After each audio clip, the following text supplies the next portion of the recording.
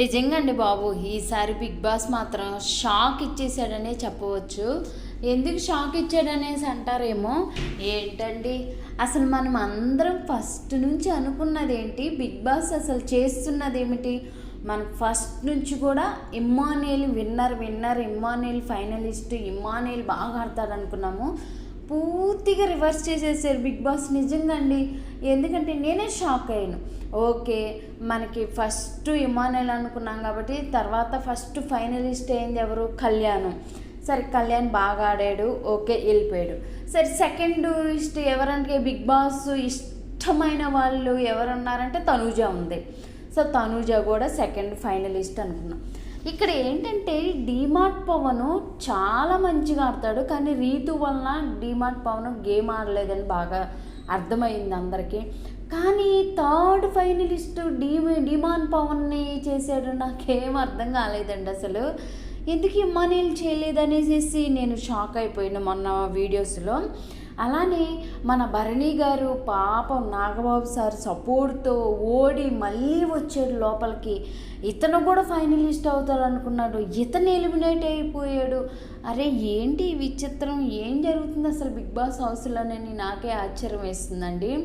ఎందుకంటే మన ఆడియన్స్ ఆశలన్నీ తారుమారు చేశారనే చెప్పవచ్చు బిగ్ బాస్. ఎందుకంటే ఫస్ట్ ఇమ్మానుయేల్ అనుకున్నాం, ఇమ్మానుయేల్ లేడు. డిమాండ్ పవన్ అసలు ఎలిమినేట్ అవుతారు అనుకున్నా, అసలు ఎలిమినేట్ చేయలేదు. సంజన ఎలిమినేట్ అయిద్దని ఎప్పటి నుంచో అనుకుంటున్నా, సంజన ఎలిమినేట్ అవ్వలేదు. ఇక్కడ ఫస్ట్ ఫైనలిస్ట్ వచ్చేసి కళ్యాణ్, తర్వాత తనూజ, తర్వాత వచ్చేసి నేను నిజంగా ఇమ్మానుయేల్ అనుకున్నాను నేను, కానీ ఇమ్మానుయేల్ కాదు. ఇమ్మానుయేల్ ప్లేస్లో డిమాన్ పవన్ వచ్చేసాడు. తర్వాత ఫోర్త్ ఫైనలిస్ట్ మన ఇమ్మానుయేల్ గారు. ఏమి చిత్రంగా ఉంది.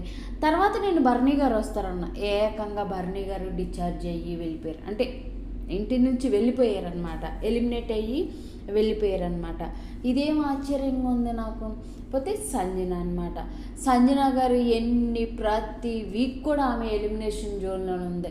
బట్ ఇంత సేవ్ అవుతుందంటే మోస్ట్లీ ఆమెకి తమిళనాడు ఓట్స్ మొత్తం పడుతున్నాయి అని నేను అనుకుంటున్నాను. ఎందుకంటే ఎవ్రీ వీక్లో ఆమె ఫైనల్లోనే ఉంది, ఎవ్రీ వీక్లో ఆమె డేంజర్ జోన్లోనే ఉంది. బట్ ప్రతిసారి కూడా సేవ్ అవుతూ వచ్చినాయి. మరి ఆ ఓట్లు ఎలాగో తెలియలేదు. ఇక్కడ మనం గమనిస్తే ఏదైతే ఆ దాంట్లో నుంచి మనకు ఫైనలిస్ట్ ఎవరైతే వస్తున్నారు కదా, ఆల్ చెప్పలో నుంచి అక్కడ తనూజ రాగానే అబ్బా, ఇక్కడ కళ్యాణం రియాక్షన్ మామూలుగా లేదండి. అసలు అంత ఆనందపడ్డాడు అనమాట. ఈవిడ అని నోరు తెరిస్తే ఈవిడికన్నా 10 రెట్లు ఆ లోపల ఉన్న కళ్యాణ్ అయితే హ్యాపీగా ఫీల్ అయ్యాడు. సో ఎవరికైనా హ్యాపీ, ఎందుకంటే వాళ్ళు ఆట ఆడుతున్నారు, ఆడియన్స్ ఓట్లు వేస్తున్నారు, ఓట్ల ప్రకారమే బిగ్ బాస్ వెళ్తుంది. ఇంకో రూట్లో కూడా వెళ్తుందిలండి. స్ట్రిక్ట్గా ఓట్లు అయితే ఇంకా తారుమారుండి తనుజ రాదనమాట. సో ఇక్కడ మొత్తానికైతే మన షో చాలా చాలా బాగుంది. ఫైనలిస్టులు ఎవరైతే వెళ్తున్నారో, బట్ పాపం తనూజ కాదు, సంజన గారు అసలు కన్ఫ్యూజ్ అయినట్టున్నారు, అసలు నేను వస్తానా రానా. బట్ ఆవిడకి బాగా కాన్ఫిడెంట్ ఉందండి, నేను ఖచ్చితంగా సేవ్ అవుతానని. ఎందుకంటే ప్రతిసారి కూడా ఆమె ఎలిమినేషన్ జోన్లో లేని ఎపిసోడ్ అయితే ఇంతవరకు లేదండి. ప్రతి ఎపిసోడ్లో కూడా సంజన గారు డేంజర్ జోన్లోనే ఉన్నారు. బట్ ఆమె సేవ్ అవుతూ వస్తూనే ఉంది. ఇంకెన్ని రోజులండి, ఇంకో 3 డేస్లో బిగ్ బాస్ కంప్లీట్ అయిపోయింది అనమాట. సో మాలాంటి వాళ్ళు వీడియోస్ చేసుకోవటానికి లేవండి. ఏదేమైనా మీలో విన్నర్ ఎవరు అనుకుంటున్నారు నాకు కామెంట్స్ తెలపండి. నేనైతే రన్నరు తనూజ అలానే కళ్యాణ్లోనే ఉంటారనుకుంటున్నాను.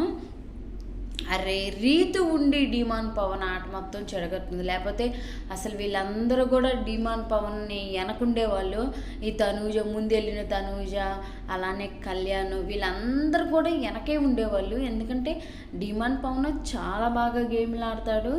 కాకపోతే ఏంటంటే రీతు వలన తన గేములు పాడుగొట్టుకొని తను ఏం చేస్తున్నాడు కూడా అర్థం లేకుండా చేసేసాడు. బట్ ఈ 2 వీక్స్లో ఎంత ఉన్నా కానీ ఆల్రెడీ వాళ్ళు ముందు నుంచి ఆడుతున్నారు కాబట్టి ఆబ్వియస్లీ తనుజని, కళ్యాణ్ అలానే ఇమ్మానుయేల్ గారు కూడా వస్తున్నారు. చూద్దాం ఎవరు విన్నర్ అవుతారు మీరు కామెంట్స్లో తెలపండి.